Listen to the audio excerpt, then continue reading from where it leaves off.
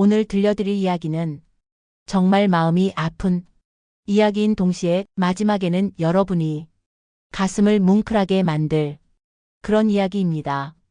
혹시 여러분 중에도 비슷한 경험이 있으신 분들이 계실 텐데요. 끝까지 들어보시면 분명히 위로가 되실 거라고 생각합니다. 주인공은 올해 72세가 된 박순자 할머니입니다. 할머니는 부산의 작은 아파트에서 혼자 살고 계시는데요. 남편은 10년 전에 돌아가시고 자녀들은 모두 서울에서 살고 있어서 명절 때나 얼굴을 볼 수 있는 그런 상황이었습니다. 할머니에게는 3명의 자녀가 있었어요. 큰아들 민수, 둘째 딸 영희, 그리고 막내 아들 정호. 이 3자녀를 키우기 위해서 할머니와 할아버지가 얼마나 고생을 했는지 모릅니다. 순자 할머니의 젊은 시절을 잠깐 말씀드리면요. 정말 파란만장했습니다. 20살에 결혼해서 시댁에 들어갔는데 그 시절에는 며느리가 정말 고생이 많았잖아요. 시어머니 모시고 농사일 도우고 아이들 낳아서 키우고. 그런데 할머니는 불평 마디 없이 다 견뎌냈어요. 특히 아이들 교육에 대해서는 정말 열성적이셨습니다. 본인은 어려운 가정 형편 때문에 초등학교도 제대로 못 나왔지만 아이들만큼은 꼭 대학까지 보내겠다고 마음먹으셨거든요. 그래서 새벽 4시에 일어나서 시장에 나가 채소 장사를 하셨어요. 무겁고 차가운 채소들을 날마다 나르고 겨울에는 손이 얼어서 감각이 없을 정도였지만 참고 견디셨죠. 그렇게 모은 돈으로 아이들 학원비, 교재비, 용돈까지 다 대주셨어요. 할아버지도 공장에서 야간 근무까지 하면서 가정을 지켰고요. 정말 눈물겨운 부모의 사랑이었습니다. 그 결과 3자녀 모두 훌륭하게 자랐어요. 큰아들 민수는 서울대 법학과를 나와서 지금은 대형 로펌의 변호사가 됐습니다. 둘째 딸 영희는 이화여대 의대를 나와서 강남에서 피부과를 운영하고 있고요. 막내 정호는 연세대 경영학과를 나와서 대기업의 임원까지 올라갔습니다. 부모 입장에서는 정말 자랑스러운 자녀들이었죠. 하지만 여기서부터 할머니의 고민이 시작됐습니다. 자녀들이 모두 성공하고 결혼해서 서울에 정착하다 보니 점점 고향에 있는 부모님에 대한 관심이 줄어들기 시작한 거예요.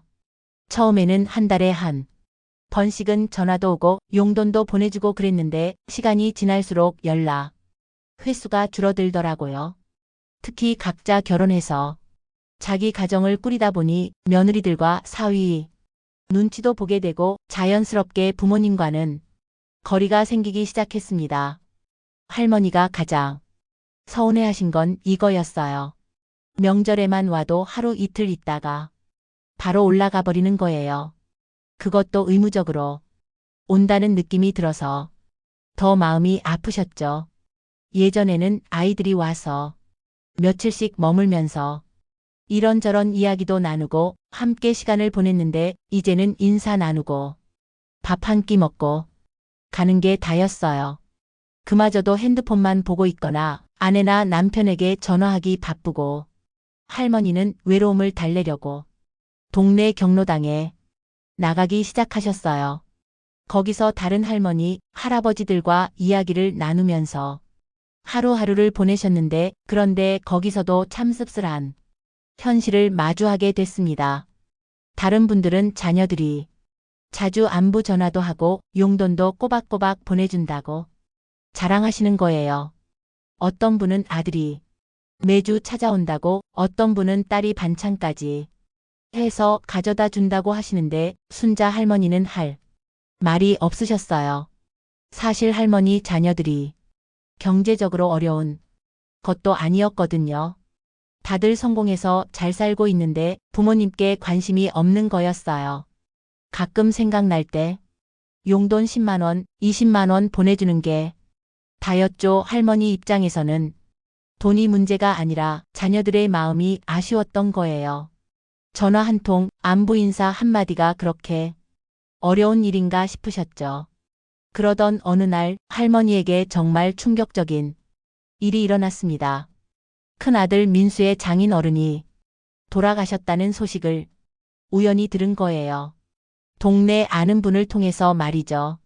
민수는 부모님께는 한 마디 연락도 안 했으면서 처가 쪽 일에는 한 달 내내 매달려 있었던 거예요.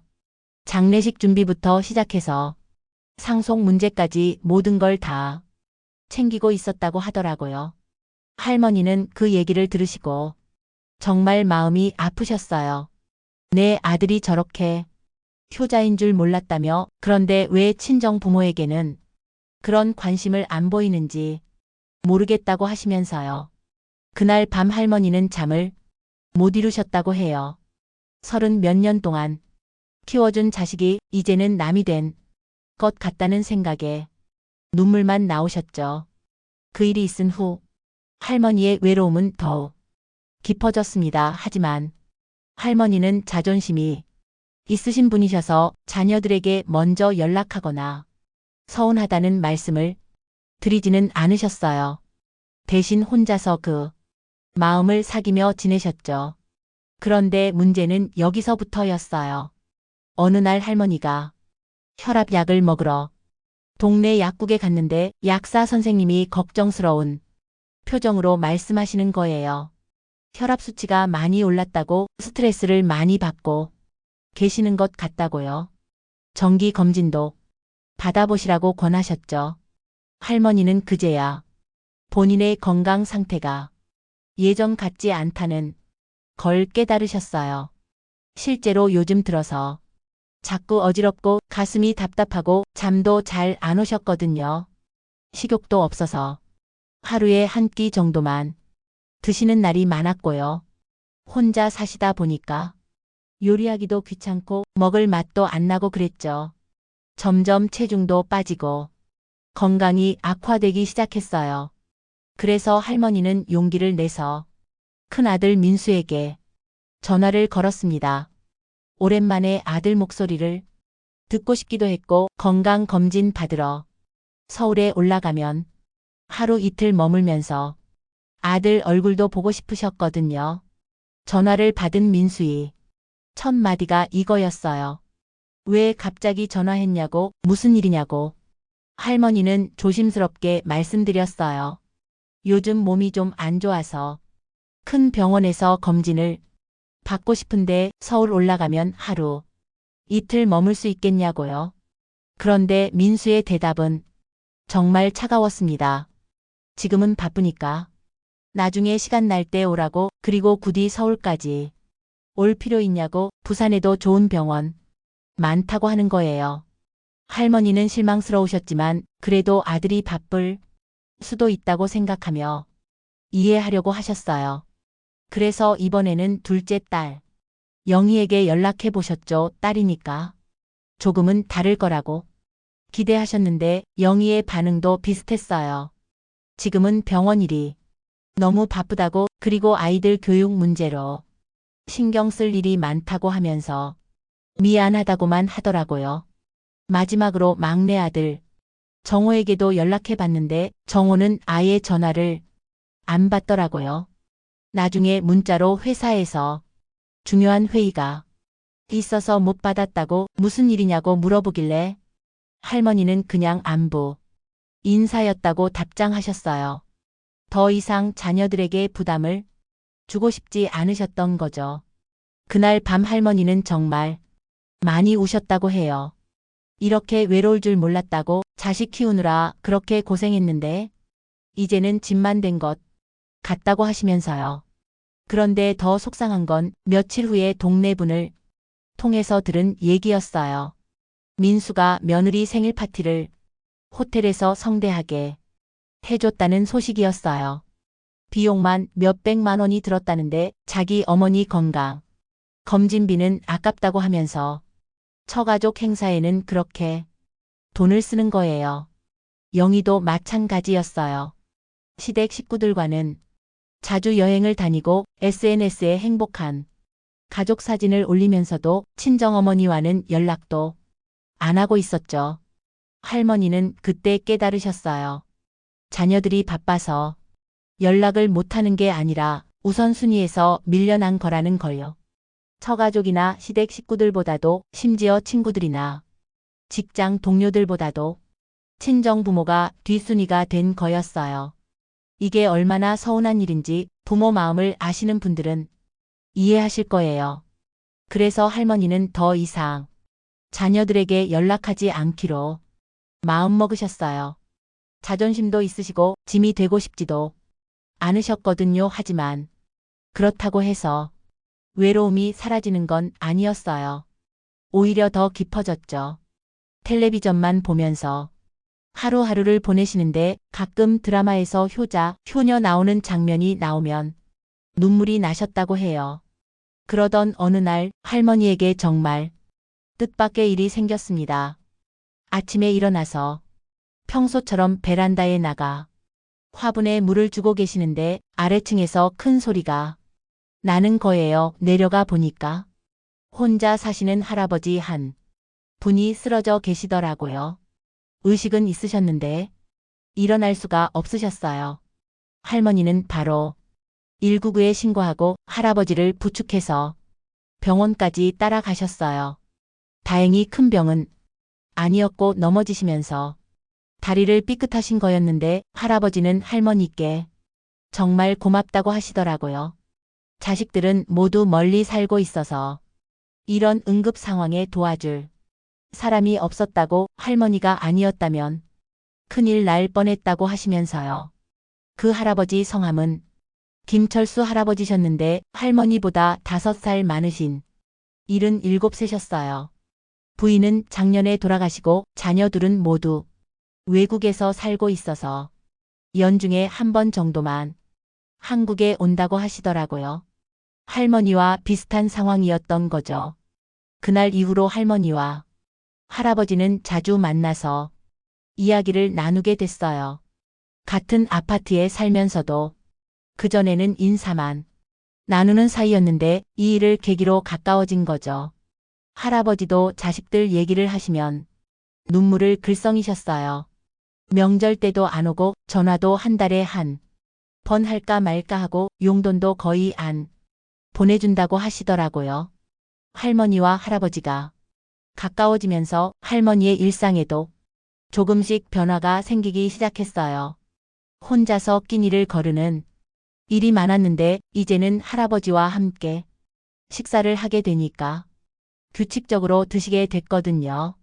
할아버지도 요리를 조금 하실 줄 아셔서 간단한 밑반찬 같은 건 함께 만들어서 나눠 먹기도 하시고요. 무엇보다 대화할 상대가 생긴 게 가장 좋으셨어요.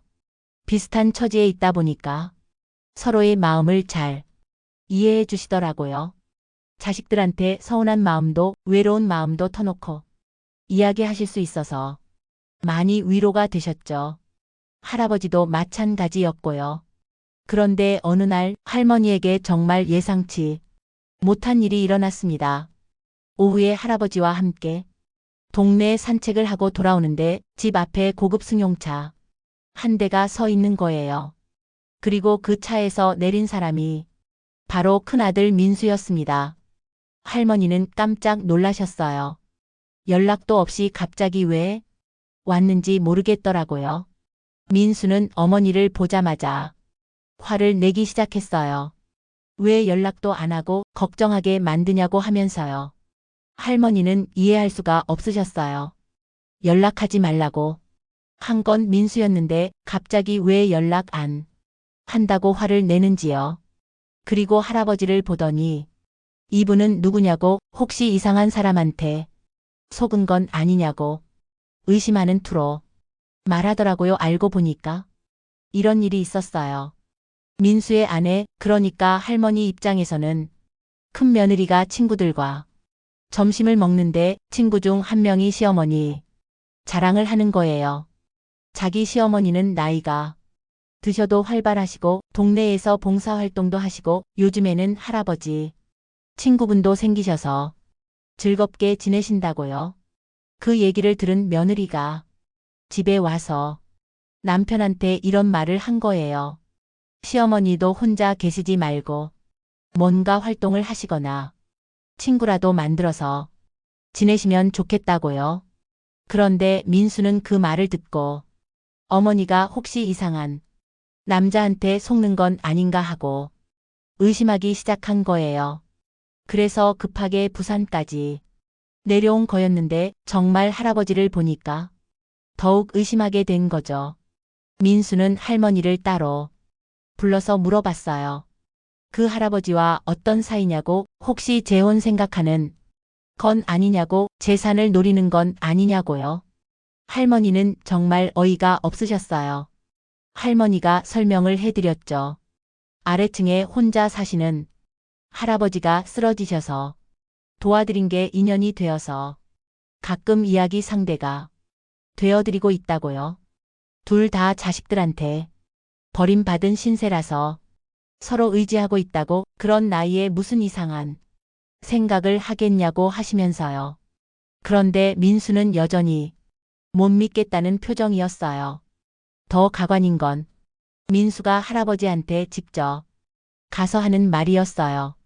자기 어머니한테 접근하지 말라고, 혼자 사시는 노인분들을 이용해서 뭔가 이득을 취하려는 사람들이 많다고, 그런 식으로 의심하고 경계하는 말들을 하는 거예요.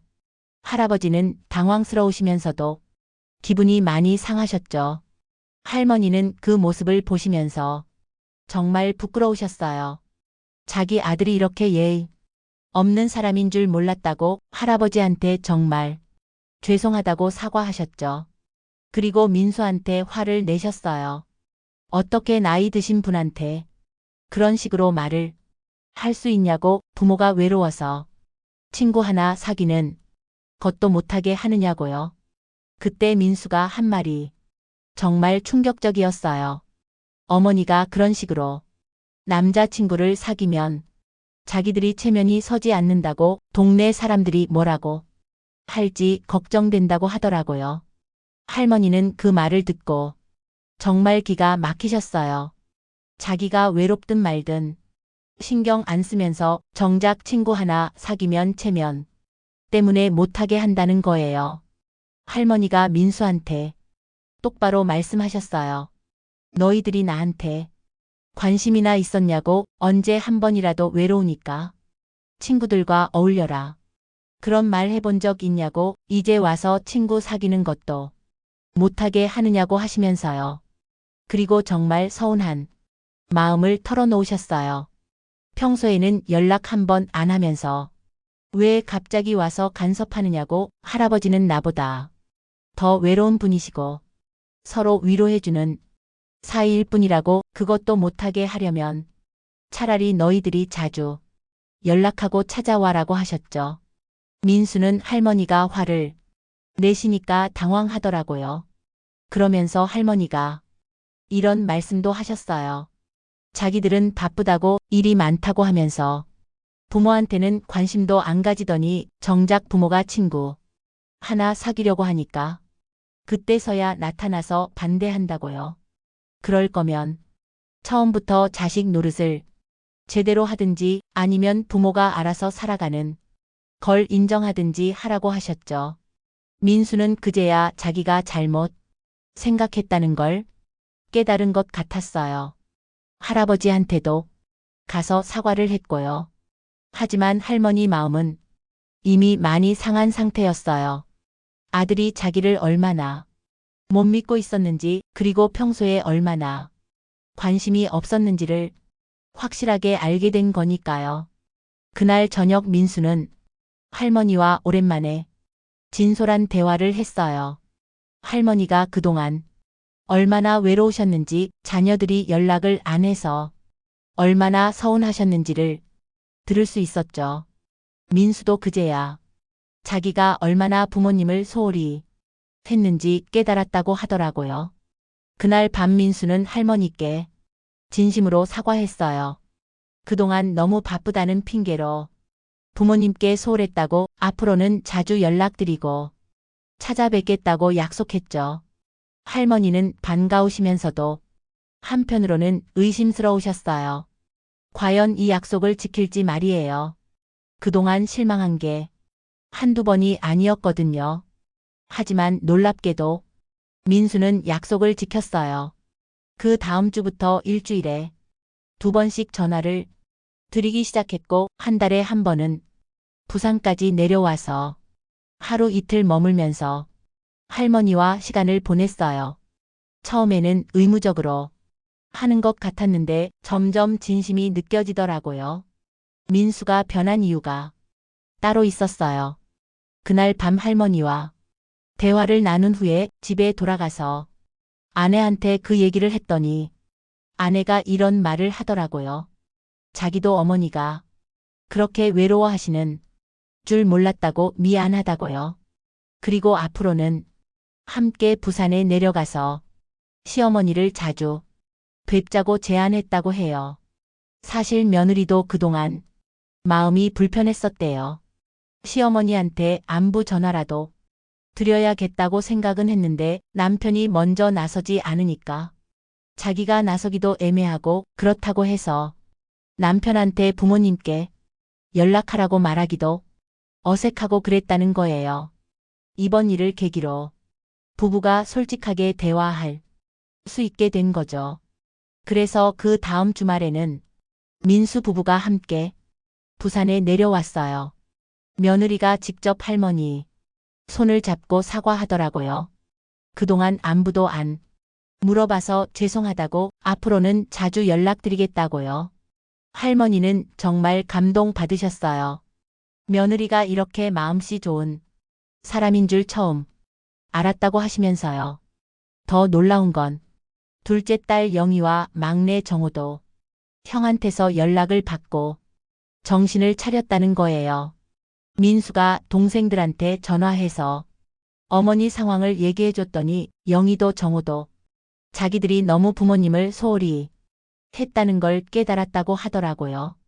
그래서 다음 주말에는 세 자녀가 모두 부산으로 내려왔어요.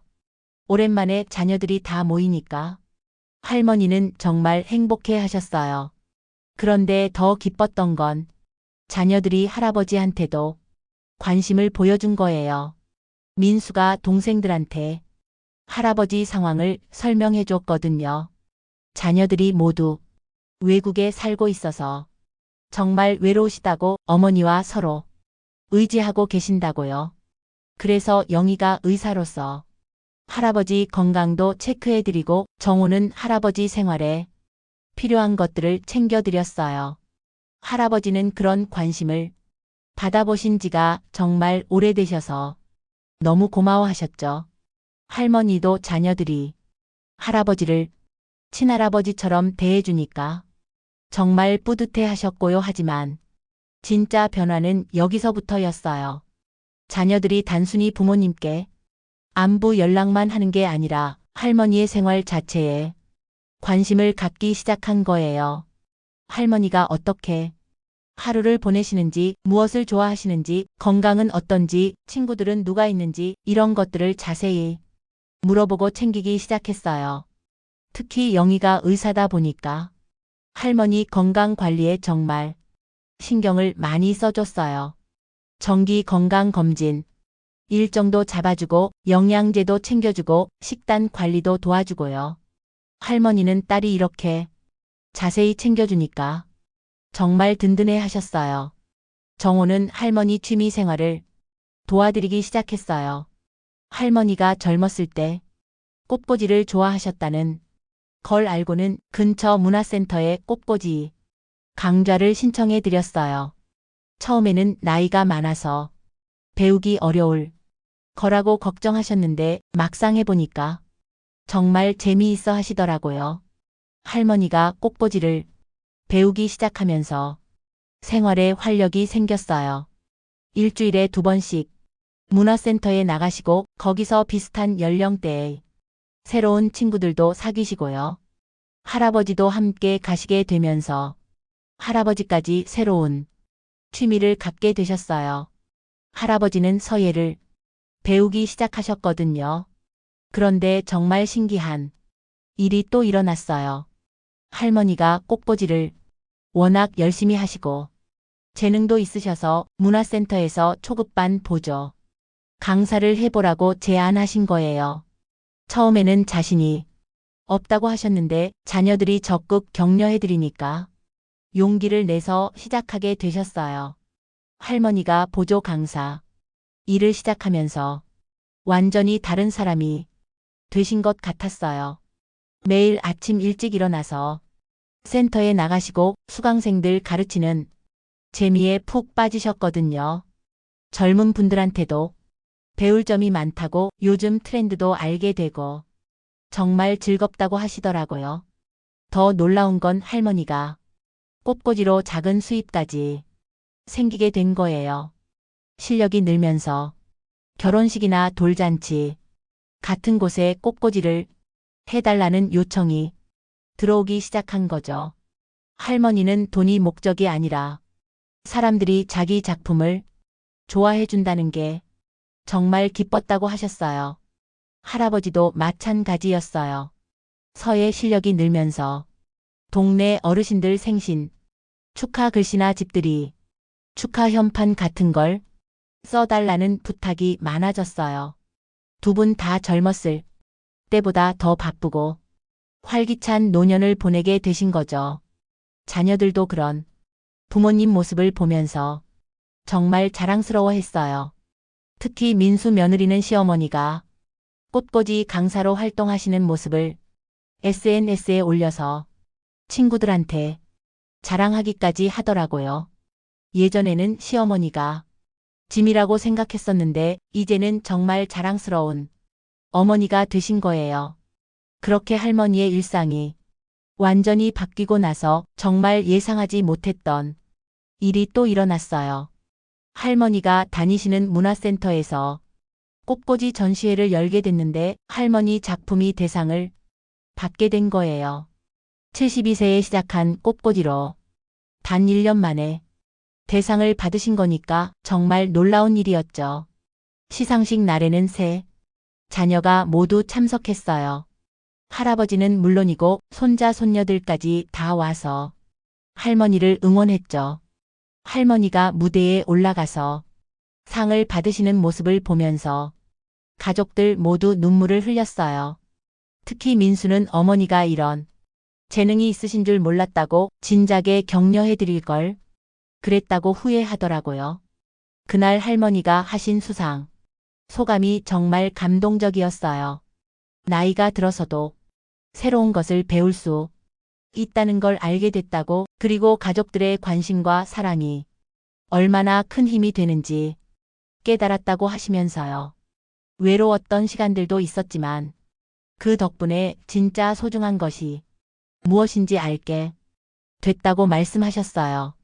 수상식이 끝나고 가족들이 다 함께 식사를 하는데 할머니가 정말 의미 있는 말씀을 하셨어요. 자녀들한테 고맙다고 덕분에 인생의 새로운 즐거움을 찾게 됐다고 하시면서 동시에 할아버지한테도 고맙다고 하셨어요. 할아버지가 없었다면 이런 변화도 없었을 거라고요. 그러면서 할머니가 깜짝 발표를 하셨어요. 할아버지와 함께 꽃꽂이와 서예를 결합한 작품을 만들어서 전시회를 열 계획이라고요. 두 분이 협업해서 새로운 예술 활동을 시작하겠다는 거였어요. 가족들 모두 박수를 치면서 응원해 드렸죠. 몇 달 후 할머니와 할아버지의 첫 번째 합작 전시회가 열렸어요. 제목이 황혼의 르네상스였는데 정말 의미 있는 제목이었어요. 늦은 나이에 새롭게 피어나는 예술혼을 표현한 거였거든요. 전시회에는 가족들뿐만 아니라 동네 분들, 문화센터 사람들, 그리고 멀리서까지 사람들이 찾아왔어요. 특히 비슷한 처지의 노인분들이 많이 오셨는데 할머니와 할아버지의 이야기를 듣고 자기들도 용기를 얻었다고 하시더라고요. 나이가 들어서도 새로운 도전을 할 수 있다는 걸 보여주셔서 감사하다고, 자기들도 뭔가 새로운 걸 시작해 보겠다고 하시는 분들이 많았어요. 전시회가 성공하면서 할머니와 할아버지는 지역에서 유명 인사가 되셨어요. 신문 인터뷰도 하시고 지역 방송에도 나가셨어요. 실버 세대의 새로운 도전을 보여주는 모범 사례라고 많은 관심을 받으셨죠. 할머니는 그런 관심이 부담스러우시면서도 뿌듯해 하셨어요. 더 중요한 건 이런 활동을 통해서 할머니와 할아버지가 정말 많은 사람들과 인연을 맺게 된 거예요. 더 이상 외롭지 않으신 거죠. 매일 만날 사람도 많고 할 일도 많고 배울 것도 많고요. 젊었을 때보다 더 바쁘게 지내고 계세요. 자녀들과의 관계도 완전히 달라졌어요. 이제는 자녀들이 할머니한테 조언을 구하는 경우도 많아졌어요. 특히 영희는 병원 일로 스트레스를 받을 때마다 어머니한테 전화해서 이야기를 나누고 위로를 받는다고 해요. 할머니의 긍정적인 에너지가 자녀들에게도 좋은 영향을 주고 있는 거죠. 정호도 마찬가지예요. 회사에서 어려운 일이 있을 때 할머니의 도전 정신을 생각하면서 용기를 낸다고 하더라고요. 72세의 새로운 일을 시작하신 할머니를 보면서 자기도 포기하지 말고 도전해야겠다는 마음을 갖게 됐다고요. 민수는 아예 할머니를 자기 사무실 직원들한테 소개하기까지 했어요. 어머니가 이런 멋진 분이라고 자랑하면서요. 직원들도 할머니를 뵙고 정말 감동받았다고 자기 부모님한테도 더 관심을 가져야겠다고 다짐했다고 하더라고요. 할머니는 이제 자녀들한테 짐이 되는 존재가 아니라 오히려 자랑스러운 존재가 되셨어요. 그리고 할아버지와 함께 많은 사람들에게 희망을 주는 존재가 되기도 하셨고요. 두 분의 사랑, 이야기도 아름다워요.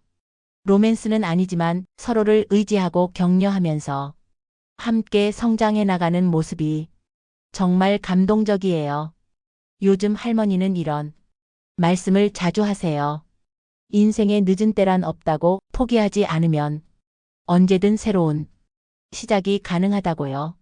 그리고 진짜 행복은 나이와 상관없이 찾을 수 있다고 하시면서요. 외로웠던 시간들도 결국은 지금의 행복을 위한 준비 과정이었던 것 같다고 하세요. 할아버지도 마찬가지예요. 두 분 다 이전보다 훨씬 건강해지셨고 활기차게 지내고 계세요.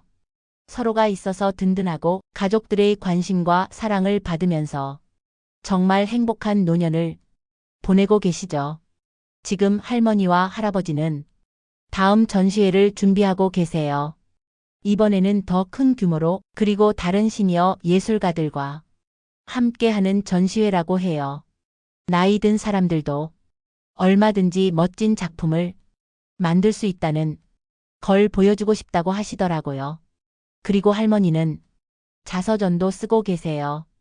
제목이 70에 피어난 꽃인데 자신의 경험을 통해서 비슷한 상황에 있는 분들에게 용기를 주고 싶다고 하세요. 출간되면 많은 사람들이 읽고 위로받을 것 같아요. 여러분, 오늘 이야기 어떠셨나요? 때로는 인생이 막막하고 외로울 때가 있잖아요. 특히 나이가 들수록 그런 감정을 느끼시는 분들이 많을 텐데요. 하지만 할머니의 이야기처럼 언제든 새로운 시작이 가능해요. 포기하지 마시고 작은 것부터 시작해 보세요. 그리고 가족들의 관심과 사랑이 얼마나 큰 힘이 되는지도 보셨죠?